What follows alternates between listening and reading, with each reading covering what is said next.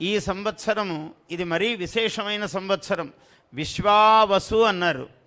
ఈ పేరుకు చాలామంది రకరకాలుగా ఎట్లా చెప్పాలా అని ఆలోచిస్తూ చాలామంది అడుగుతున్నారు. విశ్వావసు అంటే వకారము అమృత బీజము. వ అన్న శబ్దం ఎక్కడుంటుందో అది మనకు ఆయురారోగ్య ఐశ్వర్యములను కలిగించే శబ్దము. వ, వి, వే ఇవేవైనా కూడా. అందుకే వెంకటేశ్వరుడు అంటే చాలా ఆకర్షణ ప్రపంచానికి.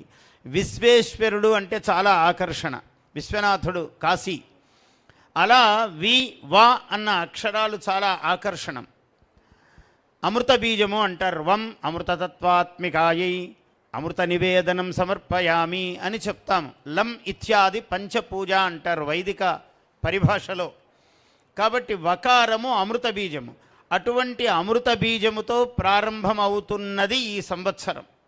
మనం ఇంకా 1 రోజు 2 రోజులు ముందున్నాం ఇప్పుడు. ఇంకా